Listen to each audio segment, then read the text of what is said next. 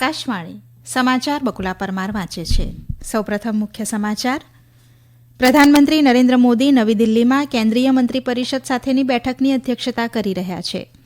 વિદેશમંત્રી doctor S જયશંકરે artificial intelligence અને ડીપ ફેક્સ જેવી નવી ટેકનોલોજીથી રાષ્ટ્રીય સુરક્ષા માટે સંભવિત ખતરા અંગે ચેતવણી આપી. કેન્દ્રીય વહાણવટા મંત્રી સર્વાનંદ સોનોવાલ આજે નવી દિલ્હીમાં લાઇટ હાઉસ ફોટો એક્ઝિબિશનનું ઉદઘાટન કરશે. આજે વિશ્વ વન્યજીવન દિવસની ઉજવણી થઈ રહી છે અને મહિલા પ્રીમિયર લીગ ક્રિકેટમાં આજે ગુજરાત ટાઇટન્સનો મુકાબલો દિલ્હી કેપિટલ્સ સામે થશે. સમાચાર વિગતવાર. પ્રધાનમંત્રી નરેન્દ્ર મોદી નવી દિલ્હીમાં કેન્દ્રીય મંત્રી પરિષદ સાથે બેઠકની અધ્યક્ષતા કરી રહ્યા છે. દિલ્હીના સુષ્મા સ્વરાજ ભવનમાં આયોજિત આ બેઠકમાં અનેક કેન્દ્રીય મંત્રીઓ ભાગ લઈ રહ્યા છે.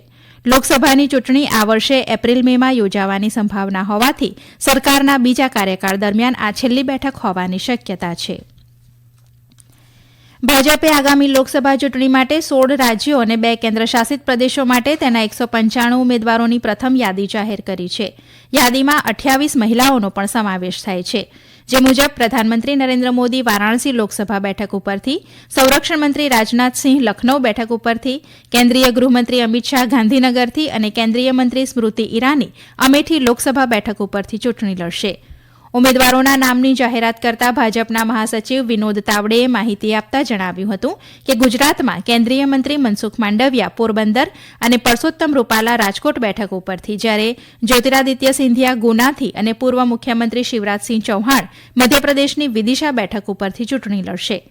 પ્રધાનમંત્રીએ ભાજપના ઉમેદવાર તરીકે નામાંકિત થયેલા તમામ લોકોને અભિનંદન પાઠવ્યા છે. વિદેશમંત્રી ડોક્ટર એસ જયશંકરે આર્ટિફિશિયલ ઇન્ટેલિજન્સ અને ડીપ ફેક્સ જેવી નવી ટેકનોલોજીથી રાષ્ટ્રીય સુરક્ષા માટે સંભવિત ખતરા અંગે ચેતવણી આપી છે. ગઈકાલે નવી દિલ્હી ખાતે આયોજિત એક કાર્યક્રમમાં સંબોધન કરતાં તેમણે સાયબર ક્રાઇમથી ઉદ્ભવતા જોખમોથી બચવા જણાવ્યું હતું. શ્રી જયશંકરે આ જોખમો માત્ર સરહદોની સુરક્ષા અને આતંકવાદનો સામનો કરવા અંગે જ નહીં, પરંતુ તે રોજિંદા જીવન સાથે સંબંધિત હોવાનું તથા તેમાં સતત વધારો થઈ રહ્યો હોવાનું તેમણે કહ્યું હતું. ડોક્ટર જયશંકરે આર્ટિફિશિયલ ઇન્ટેલિજન્સ અને ડીપ ફેક્સના સમયમાં સામાન્ય વ્યક્તિ પણ બદલાતા વૈશ્વિક સંજોગોને સમજે તે ખૂબ જ જરૂરી હોવા ઉપર ભાર મૂક્યો હતો. કેન્દ્રીય બંદરો, શિપિંગ અને જળમાર્ગ મંત્રી સર્બાનંદ સોનોવાલ આજે નવી દિલ્હીમાં લાઇટ હાઉસ ફોટો એક્ઝિબિશનનું ઉદઘાટન કરશે. લાઇટ હાઉસ અને લાઇટ શિપ ડિરેક્ટોરેટ દ્વારા આયોજિત 4 દિવસીય પ્રદર્શનનું આયોજન બંદરો, શિપિંગ અને જળમાર્ગ મંત્રાલય હેઠળના દીવાદાંડી અને લાઇટ શિપ ડિરેક્ટોરેટ દ્વારા કરવામાં આવી રહ્યું છે. પ્રદર્શનનો ઉદ્દેશ દીવાદાંડી પ્રવાસનને પ્રોત્સાહન આપવાનો છે. તેમાં ભારતના વિશાળ દરિયા કિનારે પથરાયેલા દીવાદાંડીઓની સુંદરતા અને ઐતિહાસિક મહત્વના ફોટાઓનો સંગ્રહ દર્શાવાશે. મંત્રાલયે કહ્યું છે કે તે દેશના તમામ દીવાદાંડીઓને પ્રવાસન સ્થળોમાં પરિવર્તિત કરવા માટે પ્રતિબદ્ધ છે. ફોટો એક્ઝિબિશનમાં બધા માટે ફ્રી એન્ટ્રી છે. રસાયણ અને ખાતર મંત્રી ડોક્ટર મનસુખ માંડવિયાએ કહ્યું છે કે જથ્થાબંધ દવાઓ અને તબીબી ઉપકરણો એ નિર્ણાયક જરૂરિયાત છે, જેનું ઉત્પાદન દેશમાં થવું જોઈએ. તેમણે ઉમેર્યું હતું કે વિશ્વ બજારની માંગને પહોંચી વળવા દેશે સ્પર્ધાત્મક બનવું પડશે અને જથ્થાબંધ ઉત્પાદન કરવું પડશે. કેન્દ્રીય મંત્રી ગઈકાલે નવી દિલ્હીમાં જથ્થાબંધ દવાઓ અને તબીબી ઉપકરણોના ઉત્પાદન માટે production linked incentive PLI scheme હેઠળ ગ્રીનફિલ્ડ પ્રોજેક્ટ્સનું ઉદઘાટન કર્યા બાદ બોલી રહ્યા હતા.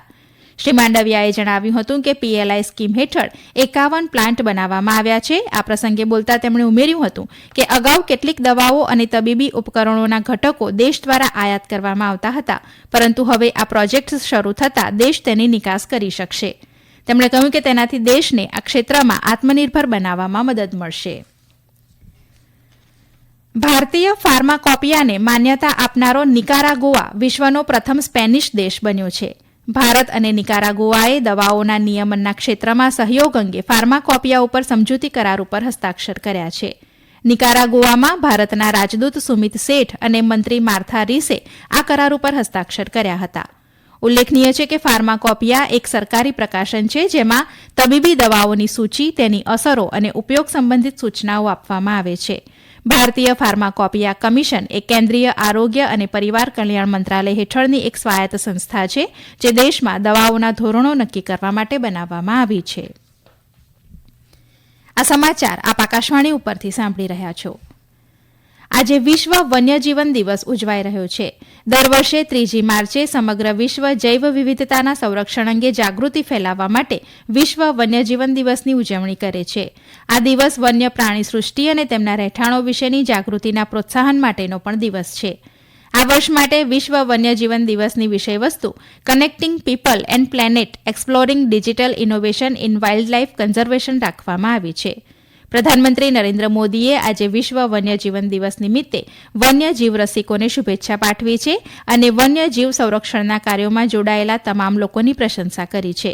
સોશિયલ મીડિયાના માધ્યમથી શ્રી મોદીએ જણાવ્યું હતું કે વિશ્વ વન્યજીવ દિવસ પૃથ્વી પરના જીવનની વિવિધતાની ઉજવણી કરવાનો અને તેની સુરક્ષા માટેની પ્રતિબદ્ધતાના પુનરોચ્ચારનો દિવસ છે. ઉપરાંત ભારતના કેન્દ્રીય પર્યાવરણ વન અને આબોહવા પરિવર્તન મંત્રી ભૂપેન્દ્ર યાદવે લોકોને પૃથ્વીની વનસ્પતિ અને પ્રાણી સૃષ્ટિની વિવિધતાની ઉજવણી કરવા અને વન્યજીવનના સંરક્ષણ માટે જાગૃતિ કેળવવા અપીલ કરી હતી. ભારતીય સુરક્ષા એજન્સીઓએ ચીનથી કરાચી જતા જહાજને મુંબઈના ભાવાશેવા બંદર ઉપર અટકાવ્યું હતું. આ જહાજમાં 2 રીતે ઉપયોગી થઈ શકે તેવી સામગ્રી હતી, જેનો ઉપયોગ પાકિસ્તાનના પરમાણુ અને બેલેસ્ટિક મિસાઇલ કાર્યક્રમો માટે થઈ શકવાની શંકાના આધારે તેની અટકાયત કરાઈ હતી. બાતમીના આધારે કસ્ટમ અધિકારીઓએ ગત 23મી જાન્યુઆરીએ કરાચી જતા આ જહાજને રોકીને તેનું નિરીક્ષણ કર્યું હતું. સંરક્ષણ સંશોધન અને વિકાસ સંગઠન DRDOની એક ટીમે પણ તેનું નિરીક્ષણ કર્યું હતું અને તેનો ઉપયોગ પાડોશી દેશ તેના પરમાણુ કાર્યક્રમ માટે કરી શકે છે તેમ જણાવ્યું હતું. જમ્મુ કાશ્મીરમાં આજથી શરૂ થઈ રહેલા 3 દિવસીય પલ્સ પોલિયો રસીકરણ અભિયાનમાં 5 વર્ષથી ઓછી વયના લગભગ 19 લાખ બાળકોને પોલિયો વિરોધી રસી આપવામાં આવશે. અમારા સંવાદદાતાના જણાવ્યા પ્રમાણે આ અભિયાનમાં લગભગ 45,000 આરોગ્ય કર્મચારીઓ ફરજ બજાવશે.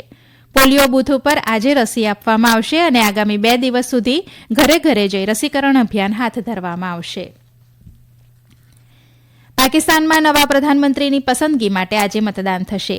PMLN અને પાકિસ્તાન પીપલ્સ પાર્ટીના શહેબાઝ શરીફ સર્વસંમતિથી ઉમેદવાર છે. તેમણે ગઈકાલે ઉમેદવારી નોંધાવી હતી. તેમના નજીકના દાવેદાર પાકિસ્તાન તહેરીકે ઇન્સાફના ઓમર અયુબ ખાને પણ આજની ચૂંટણી માટે પહેલા તેમની ઉમેદવારી નોંધાવી છે. વિજેતા ઉમેદવારને આવતીકાલે શપથ લેવડાવવામાં આવશે. હવામાન વિભાગે આજે પશ્ચિમ હિમાલય ક્ષેત્રમાં વાવાઝોડા અને વીજળી સાથે હળવાથી મધ્યમ વરસાદ અને બરફવર્ષાની શક્યતા વ્યક્ત કરી છે. આજે ઉત્તરાખંડમાં અલગ અલગ જગ્યાએ ભારે વરસાદ અને બરફવર્ષા થવાની સંભાવના હોવાથી ઓરેન્જ એલર્ટ અપાયું છે. હવામાન વિભાગે ઉત્તર પ્રદેશ, પંજાબ, હરિયાણા, ચંદીગઢ, દિલ્હી અને મધ્યપ્રદેશમાં છૂટાછવાયા હળવા અને મધ્યમ વરસાદની સંભાવના વ્યક્ત કરી છે. આ સાથે વિદર્ભ, છત્તીસગઢ અને બિહાર, ઝારખંડ, પશ્ચિમ બંગાળ, સિક્કિમ અને ઓડિશામાં આવતીકાલ સુધી વાવાઝોડા અને વીજળી સાથે છૂટાછવાયા હળવાથી મધ્યમ વરસાદની પણ શક્યતા વ્યક્ત કરી છે. મહિલા પ્રીમિયર લીગ ક્રિકેટમાં આજે ગુજરાત ટાઇટન્સનો મુકાબલો દિલ્હી કેપિટલ સામે થશે. આ મેચ બેંગ્લોરમાં જ સાંજે 7:30 વાગ્યાથી રમાશે. તો ગઈકાલે બેંગલુરુમાં મુંબઈ ઇન્ડિયન્સે રોયલ ચેલેન્જર્સ બેંગ્લોરને 7 વિકેટે પરાજય આપ્યો હતો. અગાઉ મુંબઈ ઇન્ડિયન્સે 132 રનનો લક્ષ્યાંક 16મી ઓવરમાં માત્ર 3 વિકેટ ગુમાવીને હાંસલ કર્યો હતો. અમેલિયા કેરે સૌથી વધુ 40 રન બનાવ્યા અને તેને પ્લેયર ઓફ ધ મેચ જાહેર કરાઈ હતી. અગાઉ રોયલ ચેલેન્જર્સ બેંગ્લોરે નિર્ધારિત 20 ઓવરમાં 6 વિકેટે 131 રન બનાવ્યા હતા. એલિસ પેરીએ 44 રનની અર્ણમ ઇનિંગ રમી હતી.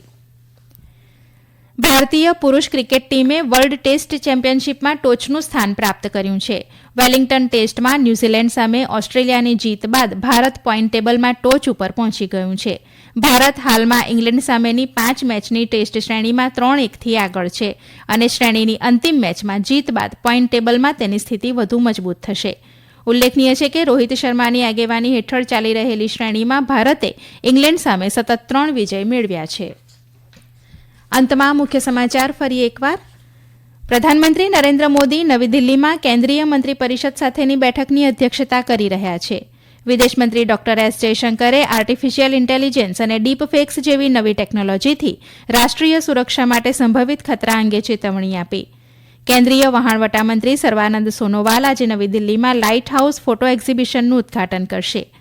આજે વિશ્વ વન્યજીવન દિવસની ઉજવણી થઈ રહી છે અને મહિલા પ્રીમિયર લીગ ક્રિકેટમાં આજે ગુજરાત ટાઇટન્સનો મુકાબલો દિલ્હી કેપિટલ સામે થશે. આકાશવાણી ઉપરથી સમાચાર પૂરા થયા.